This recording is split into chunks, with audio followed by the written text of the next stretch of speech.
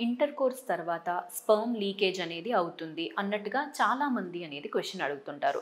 ఈ విధంగా లీకేజ్ అయితే అసలు ప్రెగ్నెన్సీ అనేది పాజిటివ్ వస్తుందా మాకు అనే డౌట్ అనేది ఆల్మోస్ట్ న్యాచురల్‌గా ట్రై చేసే ప్రతి ఒక్క కపుల్‌కి అనేది ఉంటుందన్నమాట.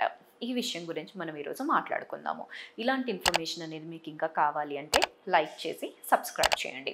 హలో అండి. నేను doctor Maitreyi, fertility expert, Maitrisri fertility centre, Hyderabad.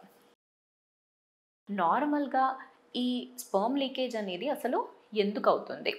భార్యాభర్త అనేది కలిసినప్పుడు హస్బెండ్ నుంచి ఏదైతే సెమెన్ అనేది వస్తుందో, ఆ సెమెన్ అనేది కేవలము స్పర్మ్సే అనేవి ఉండవు. దాంట్లో వేరియస్ సెక్రీషన్స్ అనేవి కూడా ఉంటాయన్నమాట. ఈ సెక్రీషన్స్ అన్నీ ఎందుకుంటాయంటే, ఒకటొచ్చేసి ఆ స్పర్మ్స్‌కి న్యూట్రిషన్ అనేది ఉంటుంది. అండ్ అపార్ట్ ఫ్రమ్ థాట్ భార్యాభర్త కలిసినప్పుడు ఆ సెక్రీషన్స్ అన్నీ ల్యూబ్రికేషన్ లాగా కూడా హెల్ప్ చేస్తాయి. బట్ ఒకటేంటి అంటే గర్భసంచి లోపలికి అనేది ఈ సెక్రీషన్స్ అన్నీ వెళ్ళవు. కేవలము దాంట్లో ఉన్న ఆ చిన్న చిన్న స్పర్మ్స్ ఏవైతే ఉన్నాయో అవొక్కటే గర్భసంచి లోపలికి అనేది వెళ్తాయి. దాని తర్వాత ఆ సెక్రీషన్స్ ఏవైతే ఉన్నాయో వాటికి అసలు గర్భసంచి లోపలికి ఎంట్రీ అనేది ఉండదనమాట. అవన్నీ బయటికే వచ్చేస్తాయి. సో ఇది అనేది నార్మల్. ప్రతి ఒక్క కపుల్‌కి అనేది ఇదే విధంగా అవుతుంది. ఇంకొకటి ఏంటి అంటే, ఇలా అయినప్పుడు ప్రెగ్నెన్సీ వస్తుందా లేదా అనేది నెక్స్ట్ డౌట్. సో ప్రెగ్నెన్సీ గురించి టెన్షన్ పడాల్సిన అవసరం అనేది ఏమీ లేదండి. ఇది నార్మల్ ప్రొసీజరే. దీంట్లో ఉన్న ఆ స్పర్మ్స్ మాత్రము గర్భసంచి లోపలికి ఎంట్రీ అనేది అయిపోతాయి. ఈవెన్ ఇప్పుడు మనము కొందరికి ఐయుఐ ప్రొసీజర్ అనేది చేస్తున్నప్పుడు కూడా అప్పుడు కూడా అడిగేది ఏంటి అంటే, స్పెర్మ్ శాంపిల్ అనేది అలాగే లోపలికి ఇంజెక్ట్ చేస్తారా? లేకపోతే దాన్ని ప్రాసెస్ చేస్తారా అనేది. అలాగే రా శాంపిల్ అనేది ఇంజెక్ట్ చేయడానికి అసలు వీలు పడదనమాట.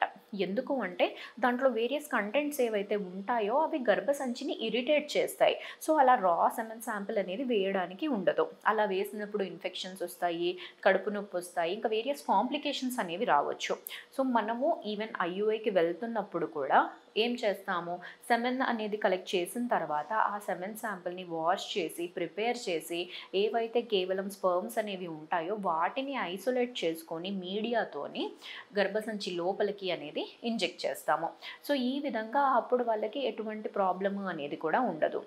కొన్నిసార్లు ప్రిపరేషన్ అనేది ప్రాపర్గా లేదు అన్నప్పుడు దాంట్లో ఏమైనా ఫ్యాక్టర్స్ అనేవి ఉండిపోయాయి అంటే పేషెంట్స్ స్టమక్ పెయిన్ వచ్చింది అన్నట్టుగా కంప్లైంట్ చేసే అవకాశము అనేది ఉండొచ్చన్నమాట. సో గుర్తుపెట్టుకోవాల్సింది ఏంటి అంటే, నార్మల్గా భార్యాభర్త అనేది కలిసినప్పుడు ఆ స్పర్మ్ శాంపిల్ ఏదైతే ఉంటుందో ఆ ఇజాక్యులేట్లో కేవలము ఓన్లీ స్పర్మ్స్ మాత్రమే గర్భసంచి లోపలికి ఎంటర్ అవుతాయి. దాని తర్వాత ఈ ఈ వేరే ఫ్యాక్టర్స్ ఏవైతే ఉంటాయో అది బయటికే వచ్చేస్తుంది. అండ్ ఇంకొక డౌట్ ఏంటి అంటే, భార్యాభర్త కలిసిన తర్వాత ఎంతసేపు ఫీమేల్ అనేది అదే పొజిషన్లో ఉంటే స్పర్మ్ పెనిట్రేషన్ అనేది లోపలికి బెటర్గా అవుతుంది. అండ్ దాని తర్వాత వాష్ చేసుకోవచ్చా లేదా అనేది ఇంకొక క్వశ్చన్. సో టైంకి అనేది మనం చూసుకుంటే ఒక 15 మినిట్స్ వరకు ఫీమేల్ అనేది ఆ పొజిషన్లో పడుకుంటే సరిపోతుంది. అండ్ యూట్రైన్ పొజిషన్ అనేది కొన్నిసార్లు యాంటీవర్టెడ్, రెట్రోవర్టెడ్ అలా ఉంటాయన్నమాట. ఇలాంటి యూట్రైన్ పొజిషన్స్లో ఏం చేయొచ్చు అంటే, మనము పడుకున్నప్పుడు ఫీమేల్ నడుం కింద ఒక పిల్లో పెట్టుకుంటే కొంచెం ఎలివేషన్ వస్తుంది. ఎలివేషన్ వచ్చినప్పుడు కూడా స్పర్మ్స్ లోపలికి ఈజీగా వెళ్ళడము అనేది జరుగుతుంది. అదొకటి చేసుకోవచ్చు. నెక్స్ట్ వచ్చేసి అవి ఎప్పుడు వాష్ చేసుకోవచ్చు అంటే, ఈ 15 మినిట్స్ అయిపోయిన తర్వాత ప్లెయిన్ వాటర్తోని వాష్ చేసుకున్నా కానీ ప్రాబ్లం ఏమీ లేదు. బట్ గుర్తుపెట్టుకోవాల్సింది ఏంటి అంటే, ఓన్లీ ఒక్కటే, ఎటువంటి సోప్ అనేది వాడుకోవద్దు. సోపు ఇలాంటివి వాడారంటే స్పర్మిసైడల్ ఉండే ఛాన్సెస్ ఉంటాయి. అంటే స్పర్మ్స్కి ఎగెయిన్స్ట్గా అవి ఉన్నప్పుడు స్పర్మ్స్ చనిపోయే అవకాశం అనేది ఉండొచ్చనమాట. అందుకు ఓన్లీ ప్లెయిన్ వాటర్తోని వాష్ చేసుకుంటే ఎటువంటి ప్రాబ్లము అనేది ఉండదు. తర్వాత వచ్చేసి యూరిన్ అనేది పాస్ చేయొచ్చా లేదా అనేది ఇంకొక క్వశ్చన్. యూరిన్ అనేది పాస్ చేసినా కానీ ఇబ్బంది అనేది ఏమీ ఉండదండి. ఏదైతే ఈ స్పర్మ్స్ అనేవి గర్భసంచి లోపలికి వెళ్ళాయో అవి గర్భసంచి లోపల నుంచి ట్యూబ్స్ వరకు కూడా మొటిలిటీ బాగుంది అంటే ఫాస్ట్గానే ట్రావెల్ అనేది అయిపోతాయి. దాని తర్వాత మళ్ళీ అవి బయటికి రావడము అనేది యూజువల్గా ఏమీ అవ్వదు. ఎందుకు అంటే ఆ యూట్రస్కి ఎంట్రీ ఏదైతే ఉందో అది క్లోజ్ అనేది అయిపోతుంది అన్నమాట.